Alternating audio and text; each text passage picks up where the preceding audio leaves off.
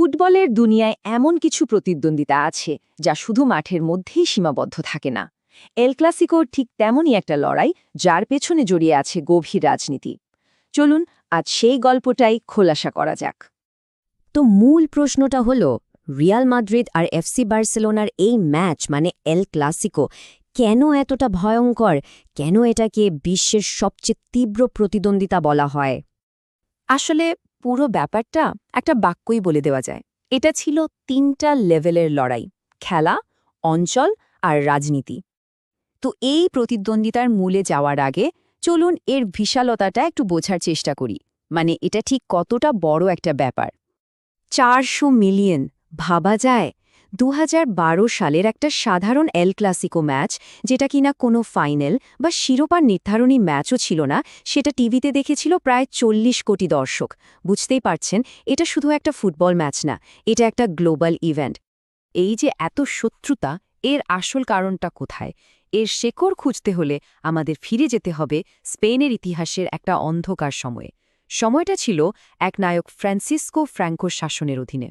ফ্র্যাঙ্কোর এই শাসন কিন্তু একদিন দুই দিনের ছিল না, চলেছিল টানা 36 বছর।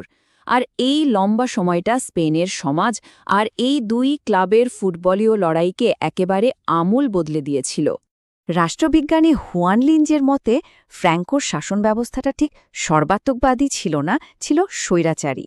মানে এখানে মানুষের জীবনের সব দিক নিয়ন্ত্রণ না করে কিছু নির্দিষ্ট উপায়ে সমাজকে কন্ট্রোল করা হতো। যেমন ধরুন, এখানে রাজনৈতিক দল খুব সীমিত ছিল, আর সব ক্ষমতা ছিল ফ্র্যাঙ্কো বা তার কাছের কিছু লোকের হাত। ফ্র্যাঙ্কোর শাসনের তিনটা মূল ভিত্তি ছিল। প্রথমত, উগ্র স্প্যানিশ জাতীয়তাবাদ, মানে এক দেশ, এক পতাকা, এক ভাষা। দ্বিতীয়ত, কাতালোনিয়ার মতো অঞ্চলগুলোর নিজস্ব পরিচয়কে দমন করা। আর তৃতীয়ত, ভয় আর রাষ্ট্রীয় ক্ষমতা দিয়ে সব রকম বিরোধিতা থামিয়ে দেওয়া। আর এই তিনটা নীতিই কিন্তু দুইটা ফুটবল ক্লাবকে একে অপরের চরম রাজনৈতিক প্রতিপক্ষ বানিয়ে দিয়েছিল। তো চলুন এখন দেখি এই রাজনৈতিক লড়াইটা কিভাবে রিয়াল মাদ্রিদ আর বার্সেলোনার পরিচয়ের অংশ হয়ে গেল। ব্যাপারটা অনেকটা এরকম দাঁড়িয়েছিল। একদিকে বার্সেলোনা হয়ে উঠল কাতালান প্রতিরোধী প্রতীক, আর অন্যদিকে রিয়াল মাদ্রিদ কেন্দ্রীয় সরকারের ক্লাব। বার্সা স্লোগান ছিল একটি ক্লাবের চেয়েও বেশি কিছু, আর মাদ্রিদকে দেখা হতো ফ্রাঙ্কো শাসনের দূত হিসেবে। সোজা কথায় ক্লাব দুটো স্পেনের দুই রাজনৈতিক মেরুর প্রতীকে পরিণত হয়েছিল। বার্সেলোনার ওপর দমনপীড়নটা ছিল চোখে পড়ার মতো। ক্লাবের কাতালান নাম বদলে স্প্যানিশ নাম রাখা হলো। তাদের ক্রেস্ট বা লোগো থেকে কাতালান পতাকা সরিয়ে দেয়া হলো। এমনকি ক্লাবের প্রেসিডেন্ট কে হবে সেটাও ঠিক করে দিত ফ্র্যাঙ্কোর সরকার। তখন কাতালানদের জন্য নিজেদের মাঠে গিয়ে নিজের ভাষায় কথা বলাই ছিল প্রতিবাদের একমাত্র নিরাপদ উপায়। আর ঠিক এর উল্টো ছবিটা ছিল রিয়াল মাদ্রিদে। ক্লাবের প্রেসিডেন্ট সান্তিয়াগো বার্নাবিউ ছিলেন ফ্রাঙ্কোর সেনাবাহিনীরই একজন লোক। সরকার মাদ্রিদের সাফল্যকে নিজেদের প্রচারের কাজে লাগাত। বিদেশের কাছে স্পেনের একটা ভালো ইমেজ তুলে ধরার জন্য রিয়াল মাদ্রিদ ছিল তাদের সবচেয়ে বড় হাতিয়ার। এমনকি তাদের পররাষ্ট্রমন্ত্রী বলেছিলেন, রিয়াল মাদ্রিদ আমাদের সেরা দূতাবাস।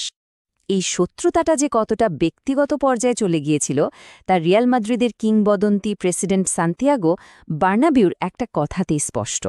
তিনি বলেছিলেন, আমি কাতালোনিয়াকে পছন্দ করি, এর প্রশংসাও করি, শুধু কাতালানদের ছাড়া। বোঝাই যাচ্ছে এই মনোভাব আসলে বড় রাজনৈতিক বিভেদটারই একটা প্রতিচ্ছবি ছিল। তো মাঠের বাইরের এই রাজনৈতিক আগুন যখন মাঠের ভেতরে এসে লাগল, তখন জন্ম নিল ইতিহাসের কিছু সবচেয়ে বিতর্কিত আর কুখ্যাত ম্যাচের। এর মধ্যে সবচেয়ে কুখ্যাত ছিল 1943 সালের জেনারেলিসিমো কাপ সেমিফাইনাল। এই ম্যাচটাকেই বলা হয় ফুটবলে রাজনৈতিক হস্তক্ষেপের সবচেয়ে বড় উদাহরণ। সেই সেমিফাইনালের দ্বিতীয় লেগে রিয়াল মাদ্রিদ গোল করেছিল 11টা, আর বার্সেলোনা মাত্র একটা। কিন্তু এই অবিশ্বাস্য স্কোরের পেছনে একটা গল্প আছে। প্রথম লেগে বার্সেলোনা জিতেছিল 3-0 গোলে, কিন্তু মাদ্রিদের দ্বিতীয় লেগের আগে বলা হয় যে ফ্র্যাঙ্কোর রাষ্ট্রীয় নিরাপত্তা পরিচালক বার্সার ড্রেসিং রুমে গিয়েছিলেন। মাঠের দর্শকরাও ছিল মারমুখী, এমনকি মিলিটারিরাও নাকি খেলোয়াড়দের হুমকি দিচ্ছিল। ভয়ে বার্সার খেলোয়াড়রা সেদিন ঠিকমতো খেলতেই পারেনি। তাই বার্সার সমর্থকদের কাছে এই 11-1 হারটা শুধু একটা হার ছিল না, এটা ছিল মাঠের ভেতরে সরাসরি রাজনৈতিক দমনের প্রমাণ। আরেকটা বিখ্যাত ঘটনা হল অ্যালফ্রেডো ডি স্টেফানোকে নিয়ে। ১৯৫৩ সালে ডি স্টেফানোকে কেনার জন্য বার্সা আর মাদ্রিদ দুই দলই ঝাঁপিয়ে পড়েছিল। ঝামেলা যখন বাড়ল তখন সরকারের নিয়ন্ত্রণে থাকা স্প্যানিশ ফুটবল ফেডারেশন একটা অদ্ভুত সমাধান দিল। তারা বলল, ডি স্টেফানো ১ বছর মাদ্রিদে খেলবে, পরের বছর বার্সায়। এই অদ্ভুত সিদ্ধান্তে প্রতিবাদ জানিয়ে বার্সার তৎকালীন প্রেসিডেন্ট পদত্যাগ করেন, আর ডি স্টেফানো পুরোপুরি মাদ্রিদের হয়ে যান। অনেকের কাছে এটা ছিল বার্সেলোনার কাছ থেকে একজন তারকাকে ছিনিয়ে নেওয়ার মত। ফ্র্যাঙ্কো আমলের এই ঘটনাগুলো কিন্তু শুধু অতীতেই থেমে থাকেনি, এগুলোই সেই রাজনৈতিক পরিচয় তৈরি করে দিয়েছে যা আজও এল ক্লাসিকোকে এতটা উত্তপ্ত করে রাখে।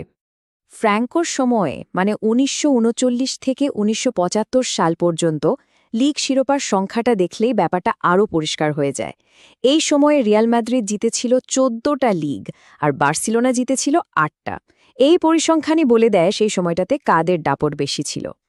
তখনকার দিনে ফুটবল মাঠটা হয়ে উঠেছিল একটা প্রতীকী যুদ্ধক্ষেত্র। যেহেতু খোলাখুলিভাবে সরকারের বিরোধিতা করার উপায় ছিল না, তাই ফ্র্যাঙ্কোর দল রিয়াল মাদ্রিদের বিরুদ্ধে গলা ফাটানোই ছিল প্রতিবাদের সবচেয়ে সহজ আর নিরাপদ উপায়। ফুটবল ম্যাচগুলো যেন এক একটা রাজনৈতিক গণভোট হয়ে উঠেছিল। এফসি বার্সেলোনাকে তখন একটা নামে ডাকা হতো, কাটালোনিয়ার নিরস্ত্র সেনাবাহিনী। এই একটা বাক্যই বুঝিয়ে দেয় নিজেদের রাষ্ট্রহীন একটা অঞ্চলের মানুষের কাছে ক্লাবটা কতটা বড় প্রতিরোধের প্রতীক ছিল। তাহলে শেষ প্রশ্নটা হলো, খেলাধুলাকে কি আসলে কখনো রাজনীতি থেকে পুরোপুরি আলাদা রাখা যায়? এল ক্লাসিকোর ইতিহাস তো বলে, যখন এর সাথে পরিচয়, সংস্কৃতি আর ক্ষমতা